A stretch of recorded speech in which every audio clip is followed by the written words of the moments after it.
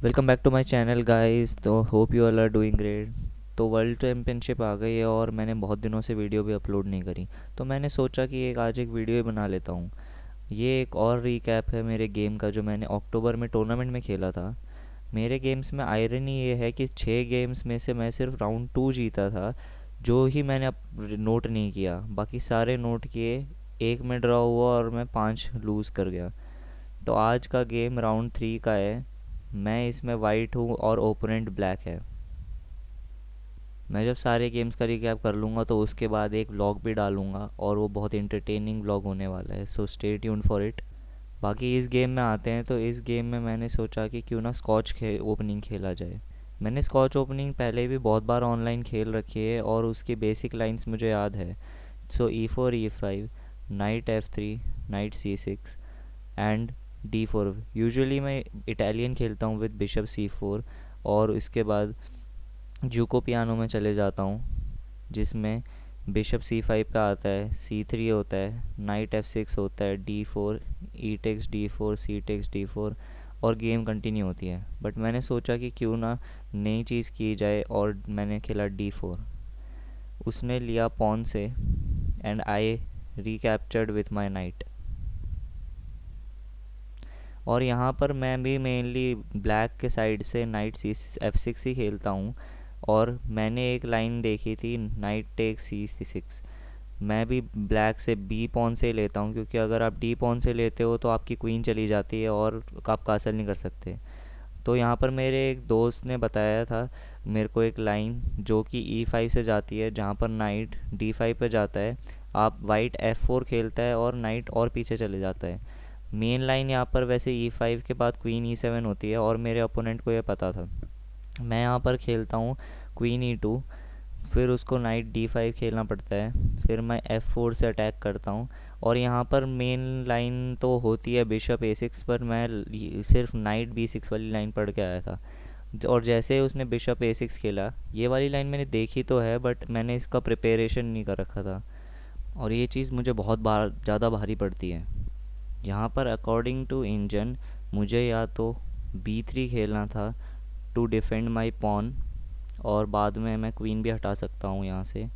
And एक और suggestion था कि मैं G3 खेलूँ with the idea of bishop G2 attacking the night.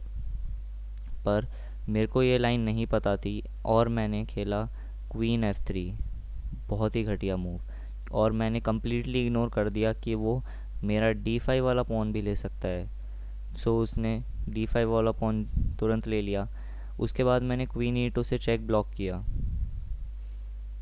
चाहता तो मैं बिशप से भी ब्लॉक कर सकता था, बट मेरे को अपने C4 वाले पॉन को भी प्रोटेक्ट करना था। यहाँ पर उसने खेला इंजन का top preference bishop B4 check. मैंने बिशप D2 खेला, he takes bishop takes D2, knight takes D2, और यहाँ पर उसने क्वीन भी एक्सचेंज कर ली, he queen takes E2 and bishop takes E2। यहाँ पर उसने अपना ऑब्वियसली नाइट बचाया by playing knight F6। I castled and he also castled. I played rook e1 with the idea of activating my rook in the next step, and he also played rook e8. I played bishop f3, क्योंकि मेरा c4 वाला pawn मेरे night से defended है, तो मैं रुक trade करवाना चाहता था, so I can get the open file. But उसने मेरा रुक लेने के बजाय रुक d6 खेला। यहाँ पर मैंने खेला रुक टेक्स e6। मैंने सोचा कि एक्सचेंज कर लेते हैं, उसके बाद आराम से B3 खेलेंगे और अपना नाइट डेवलप करके थोड़ी क्लोज पोजीशन रखने की कोशिश करूँगा, जो कि मैंने यहाँ पर किया। I played B3, he played रुक D8 and I placed my night on E4।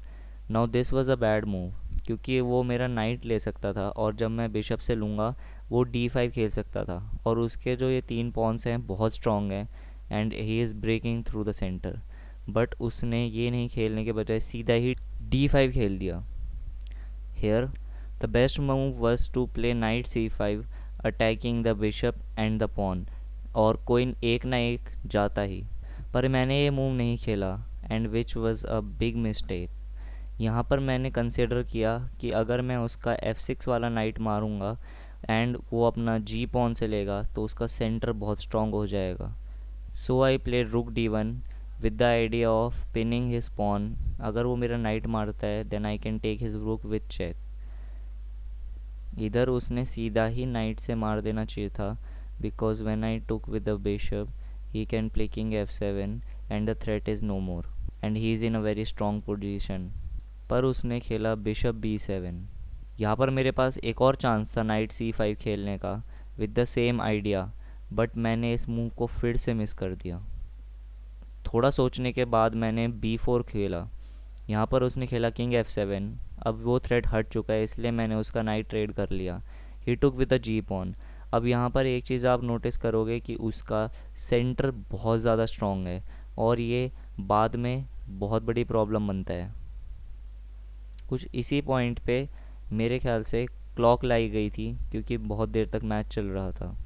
और जैसे फर्स्ट गेम में भी मेरे साथ हुआ था, क्लॉक लाने के बाद मैं कुछ ना कुछ गलती पक्का ही करता हूँ। उसने यहाँ पर खेला किंग e7 और अब पॉन बिल्कुल भी पिंड नहीं है क्योंकि उसका रुक प्रोटेक्टेड है। यहाँ पर मैंने खेला बिशप e2, उसने खेला e5 and I played b5 with the idea of somehow breaking in the queen side. उसने मेरा c वाला पॉन ले लिया और मैंने उसका रुक ले लिया। He retook with the king and I took the c4 pawn. Now he played king d7. I played king f1 of the idea of bringing my king to the queen side. He played king d6. I played bishop d3 attacking his h7 pawn. He played h6 and I played bishop e4. He brought his king to c5 and I played king e2 of the idea of bringing my king to the queen side. यहाँ पर उसने बहुत बड़ा blunder किया by playing a6। यहाँ पर आप evaluation बार देख सकते हो, -4 से लेकर ऑलमोस्ट इक्वल पोजीशन पे आ चुका है, क्योंकि यहाँ पर मेरे पास चांस था b टेक्स a6 खेलने का, और जब वो बिशप से लेता है तो यहाँ पर पोटेंशियली डबल पॉन के वजह से ये एक ड्रॉ होता और मेरा किंग पहले आ जाता। अकॉर्डिंग टू इंजन मुझे थोड़े बहुत मूव्स ऐसे खेलने चाहिए थे, like king d2 and he should have played bishop c4 and I have to brought my king to c3 blocking his king। but real game में ये ढूंढना बहुत ही मुश्किल था, इसलिए मैं ये नहीं ढूंढ पाया and I thought that the game was over, so I played a very bad move which was king d1। और फिर से मैंने सोचा कि क्या पता मैं किंग अब क्वीन साइड पे ले आऊँ तो ड्रॉ इस पोजीशन आ जाए। पॉन्स ट्रेड हुए और उसने किंग से वापस लिया। I played king c1 and he played king b6। यहाँ पर उसका आइडिया था मेन किंग b6 खेलने का, कि वो अपने बिशप को प्रोटेक्ट कर रहा है ताकि ये पॉन पिंड ना रहे और वो पॉन को आगे बढ़ा सके। किंग c2 के बाद उसने वही किया। I had to trade the bishop, there was no other good option. He retook with a king and I brought my king forward. और ये डबल पॉन थे, बहुत ही dangerous passers. I brought my king to c4, he played king d5 and I brought my king back with the idea of gaining the opposition like I gained here in king d3, but 2 passed pawns के against मैं कुछ नहीं कर सकता था। उसने खेला c4 check, I played king c3 and he played e4। यहाँ पर मैंने खेला g4 by the idea of cutting off the f5 square। He played pawn to c5 and I played h3। यहाँ वो अपना किंग साइड के तरफ लाने की कोशिश करने लगा with the idea of taking all my pawns, so I took his c4 pawn and he played king d6। अब इस टूर्नामेंट में मेरे साथ एक चीज़ कंसिस्टेंटली होती रही कि मैं ऑन पसौ देख नहीं पाता था और ऑन पसौ बार बार ब्लेंडर कर देता था। एक बार पहले भी मैंने एक गेम में ऑन पसौ ब्लेंडर किया था पर मैं उसमें जीत गया था, but here I blundered very hard by playing f4।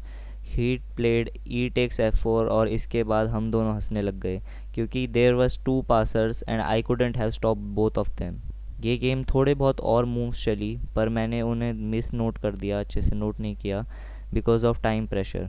And थोड़े बहुत मूव्स के बाद वो ऑब्वियसली जीत रहा था तो मैंने रिज़ाइन मार दिया। So this was the recap of the game number 3 of the CBSE chess tournament. I hope आप सब लोगों को वीडियो अच्छी लगी होगी। अगर आप लोगों को वीडियो अच्छी लगी so don't forget to like and subscribe and leave a comment on the video, that motivates me to make more such videos for you guys. तो ये है आज का brilliant puzzle, pause to solve the problem here. मैं इसका solution upload करूँगा YouTube shorts पे by the next week. Anyways, stay tuned for the next video.